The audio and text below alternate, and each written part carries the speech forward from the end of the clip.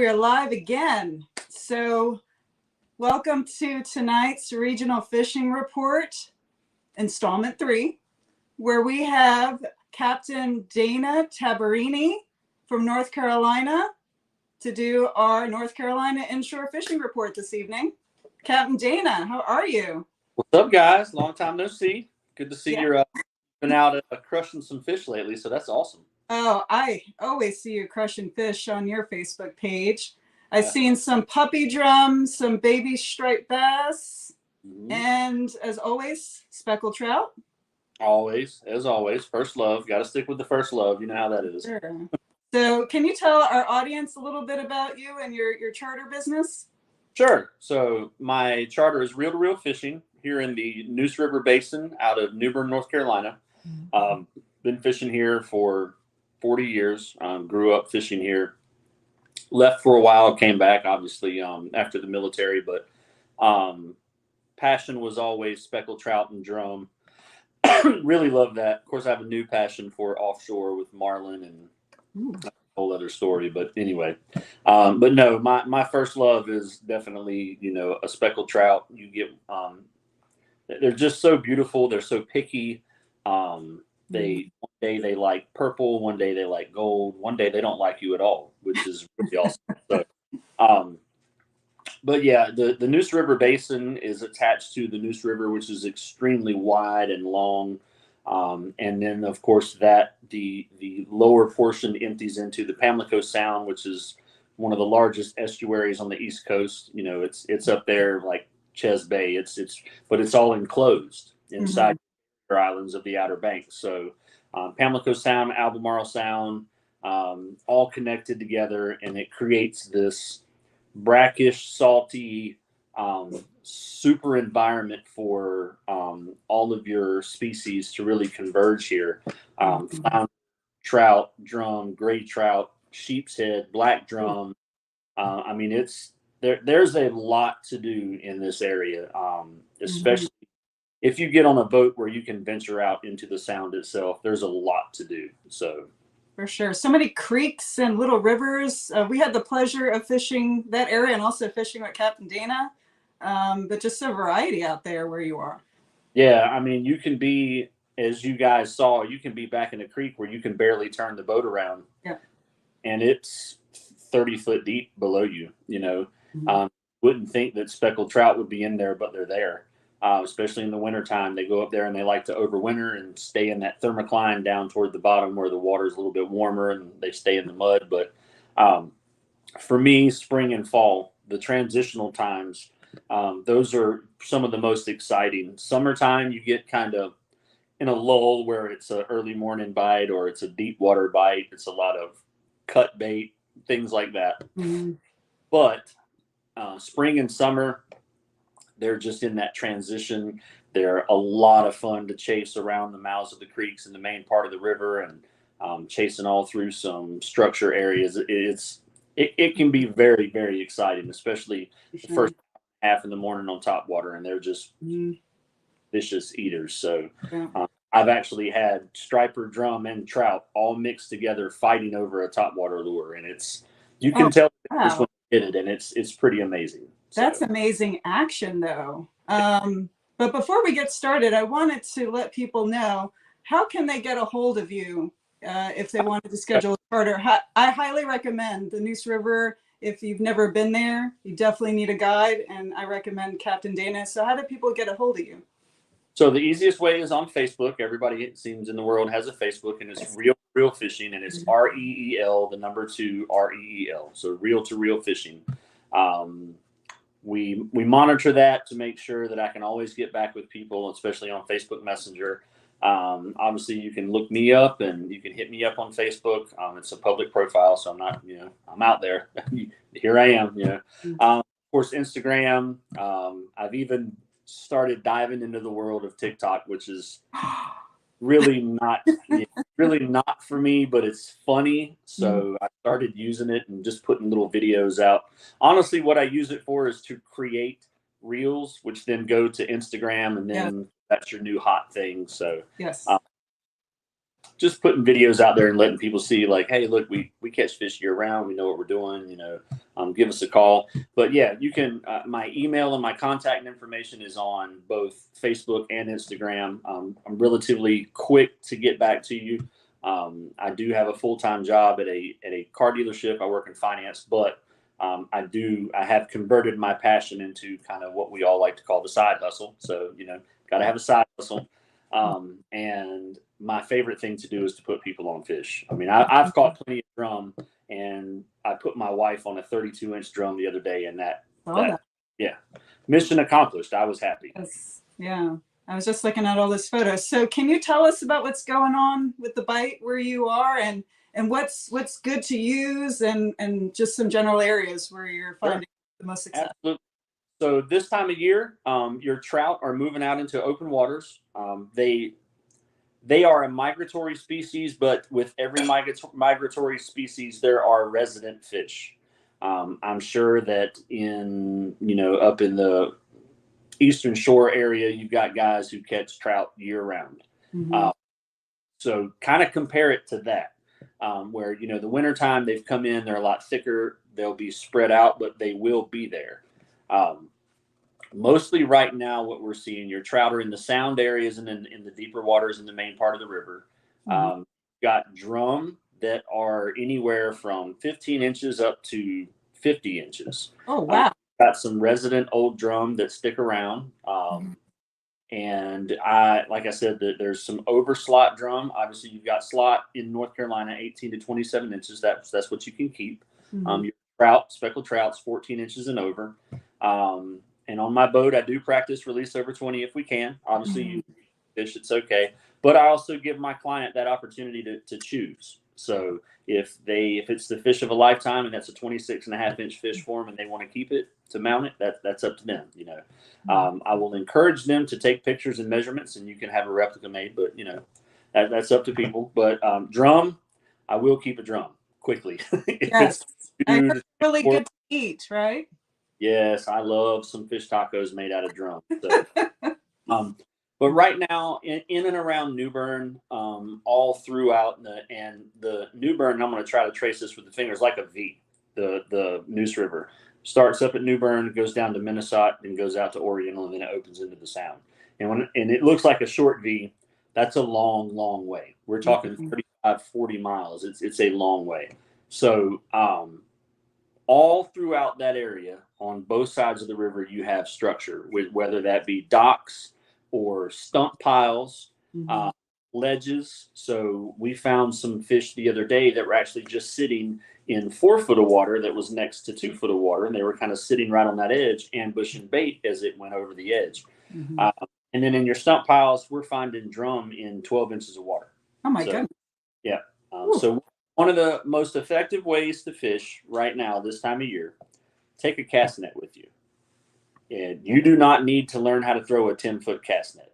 No point. There are menhaden, or as you guys up north call it, bunker. There are bunker everywhere in the Neuse River. They're about 3 to 4 inches long. Take your 6-foot cast net. It's all you need. They're in 4 and 5 foot of water. Throw that. You will have more bait than you can stand. We had plenty of bait the other morning, and we actually had to get rid of what was left. There was a lot of bait left over.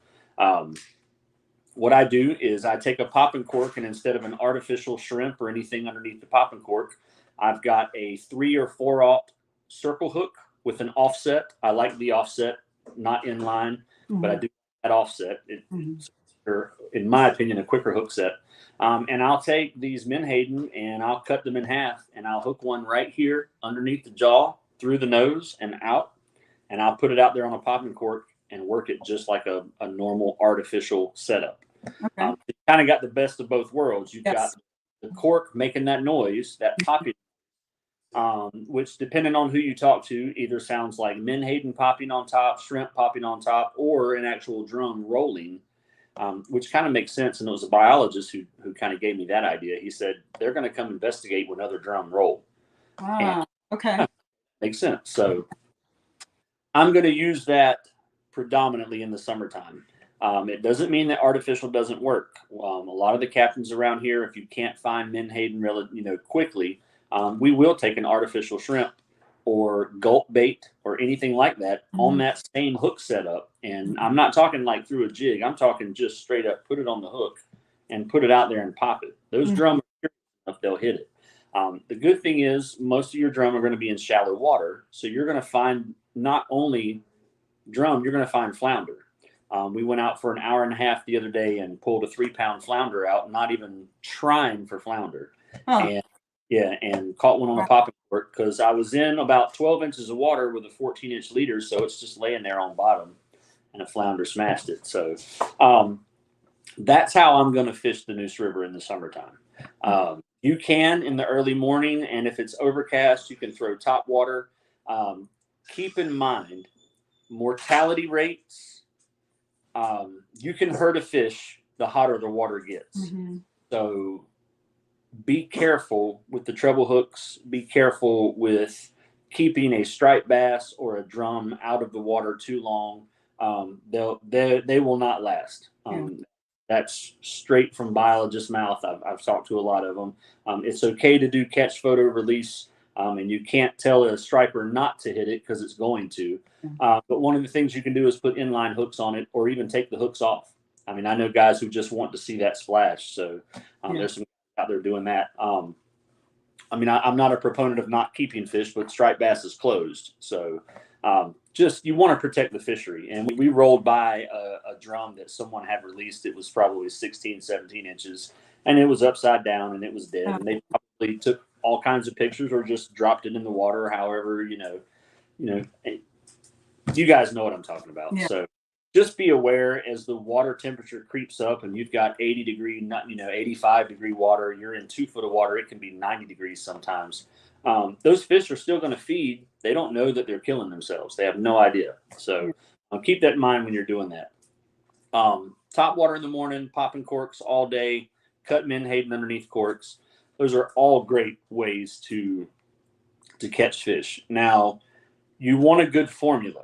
And your good formula is you want bait present, you want structure present, and you obviously want a little bit cleaner water.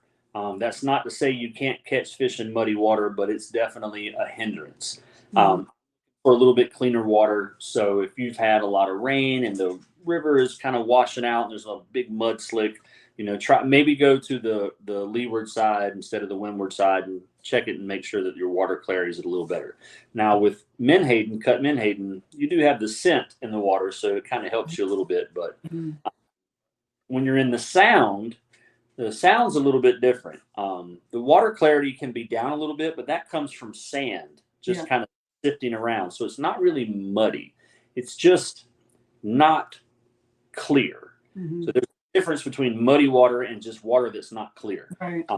On the sound, now, if I'm fishing marsh areas out in Pamlico Sound, I'm going to use some cut bait, and I'm going to use it on Carolina rigs, which is, a live bait hook, dead bait hook, however you want it, egg sinker, a little bit of leader. There's a couple of ways to build them, but in general, most people know what a Carolina rig is. And I'm going to find a wind-blown bank. So if I've got a southwest wind, I'm going to go on the north side of like the Pamlico River up towards Juniper Bay, or people who fish here know where I'm talking about. I'm going to go fish those areas. If I've got a southwest wind, I'm going to go focus my area back towards Cedar Island or Point of Marsh or some of those areas. I want that wind-blown bank. Drum go crazy because the bait's all stirred up and the water's rough. And I mean, I've seen some really good fish caught and the boat's anchored and it's bouncing up and down like this, and nice drum caught in that. So wow, sounds like we need to take another trip. Yeah, on that. Because the last one, I mean, it had been warm for 2 or 3 days straight, and then you guys showed up and it just got frigid. So it was like all the fish shut down, and we're like, nah, we ain't dealing with that. So yeah, we need a redemption on that one. Definitely. So that's basically what's going on in the Pamlico area, Pamlico Sound and Neuse River. So. Okay. That sounds like hot fishery right now, and we'll go so into the summer. I like your points about, being aware of, the fishing regulations that you mentioned in what you just shared with us, and also the importance of, just having some care for the fish just so we have this fishery continue for, through the summer and years to come. So I like those points as well that you've made. Yeah, it's North Carolina is still a little behind the times, as you know, throughout the South Atlantic region and even in the Gulf states, even Mid-Atlantic. We're the only fishery left that allows gill nets inside some of our estuaries. So a lot of times you get people who, their mentality is, well, if as long as they're going to net fish, I'm going to keep everything that I legally can. Mm-hmm. Just because someone else does something wrong doesn't mean you have to do the same thing. Mm-hmm. You can still do what's right even when nobody's looking. You know what I mean? It's kind of ridiculous to keep fish just for the simple fact of, well, I can, and if I don't let it go, then it's just going to end up in a gill net.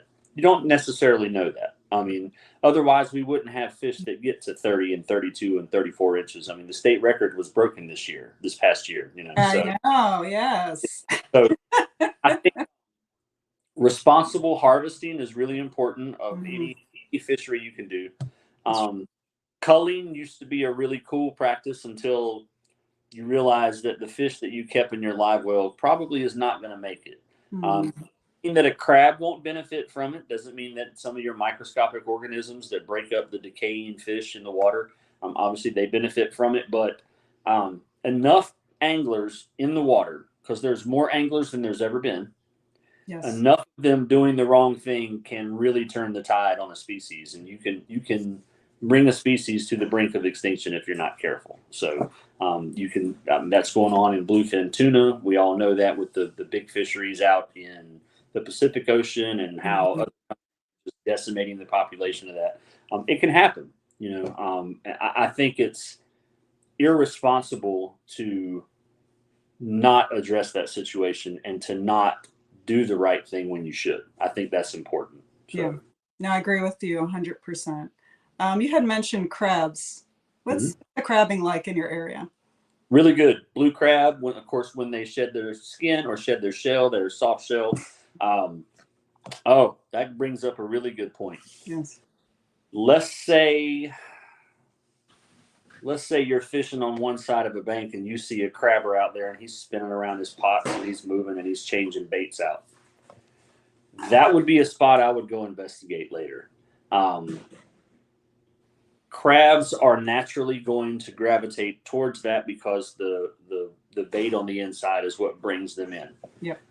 Crabs in, you bring drum in. Mm-hmm. And more than likely, you start fishing around crab pots with cut menhaden under a popping cork or even gulp or anything else, you're probably going to catch a drum.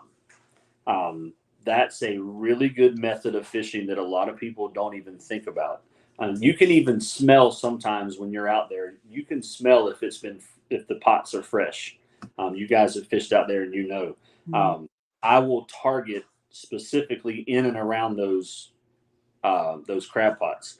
When we were out fishing the other day, about 30 minutes into fishing? About 30 minutes in, I mean, we started right at daylight. All of a sudden, off our starboard side, was out in the middle of the river near a crab pot. Oh. A huge drum rolled and hit something on top. So I know that they're out there. They're not just up on the bank. They're out around these areas where these blue crab are. So if you're into crabbing, by the way, you are in North Carolina, you can have up to 3 crab pots. Go to the DMF website, Division of Marine Fisheries, or the wildlife website, and it'll give you what you have to do to mark your crab pot so you know that it's yours. So other people know it's yours. And it's a safety to navigation, so you got to have a buoy on it. Just follow, anytime you can, follow the rules. It's not that complicated. Mm-hmm. Follow the rules. Come up, they're out there. Put your pot out there, leave it soaking for a couple of days with some old chicken thighs in there. It doesn't matter. Come back, get your blue crabs. Lots of people love, eating crab. And I'm not a big crab eater, but I will fish around a crab pot to find a drum. Yeah, I enjoy good crab, and we have plenty of them here in Maryland. Oh yeah. So one other thing I'd like to ask you, because you work frequently with fishing reports where you are, how has the winds been there and the weather, and how has that impact that you've seen this week since you've been on the water? Gotcha. So one thing really cool about this area. There's not a big tidal movement as far as a lunar and solar tide. Mm-hmm.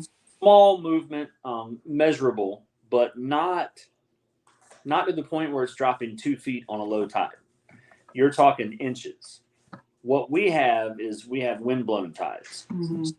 For the Neuse River, if you get like a southeast or an east or a northeast wind, that blows water into the Neuse River, and your tide levels will be up. Your water level will be up. And you'll need to be up near the bank because your bait fish are now up in the marsh and trying to escape, or up around stumps and areas that they normally can't get in. Mm-hmm. You get a west wind, southwest wind, sometimes even a northwest wind, that'll blow water out. So it will leave and exit and go to the sound. What we've seen, we had a week where we had the nor'easter, and it blew water in literally for a week. And the fishing has been lights out since then, whether the water's gone low or not. And I believe, from what I see on the water, I believe it just pushed a lot of bait in, not necessarily early, just quickly. So we went from a little bit of mullet here and there, maybe a school of menhaden here and there, to acres of bunker everywhere. So I watch the wind a lot, Mm-hmm. but I fish. The way I choose to fish is based on history and time spent on the water. These areas in May produced for me the past 3 years. Mm-hmm. These areas in June produced for me here, the past 3 years. Literally to the point where I'll scroll through my phone and look at pictures and go, oh yeah, I remember when I was fishing around Great Island at this time of year and blah, blah, blah, blah, blah, blah. So try to keep a written or digital record of where you fish. Go back and look through your pictures and see where you were catching fish before. Maybe not the specific spot, but a spot like it. Mm-hmm. We've got some really stumpy areas around here that are on both sides of the river. And if I'm in an area and it doesn't produce like I think I should, I'll move to a different area. And lo and behold, there may be fish there. And sometimes you may be sitting on top of the fish and don't know it. We were fishing on Sunday, and the guy next to us caught more fish than we did. We caught a few, but he was catching them 20 yards off the side of the boat. So I realized I had pushed in just a little bit too far, because a day before or 2 days before I was catching them way up in the stumps, where now they were a little bit off, a little bit out. So you just kind of got to keep that mental picture in your head and just kind of move around, and don't be so rigid in your thinking. Try to once in a while throw out off the side of the boat, out in the middle of nowhere. Right. You'd be surprised what's out there. You would be blown away to know how many fish are just swimming past your boat, or even worse, how many fish you passed because you went 20 minutes to get to your favorite fishing spot and you passed all the fish on the way there. So that's true. Fish move, and you're right. I think I've caught my biggest and best fish every time casting outward instead of, you got to fantail it, go around the boat a couple of times. We were throwing up near the bank and we were catching fish, but I watched a larger fish roll in front of us, probably 50 yards out. So I drifted a little further and threw out, and there was that 32 the other day for her, and he was off the bank, a good ways off the bank. But I saw him roll, and I knew what he was doing. I knew he was going in between the bait that was trapped up near the stumps and the bait that was out on that ledge. So those bigger drum and bigger fish will move in big circles and feed, and they won't stick on one spot. But a key indicator right away, if you're out there and all of a sudden the bait just kind of showers, like jumping out of the water in a line, that's underneath it hitting them. So I would stop at that point and fish there. It'd be a good idea. Awesome. Well, thank you so much, Captain Dana. Awesome reds, striped bass, drum, some amazing fish in North Carolina going on right now. So reach out to Captain Dana to schedule your charter. Thank you so much for your time, everybody. Thank you so much, Captain Dana. We look forward to having you on our show again, and hopefully fishing again with you as well. Absolutely. Let me know. We'll get it hooked up. Awesome. Well, you guys have a great night. Everyone, thank you so much for tuning in. See you next time.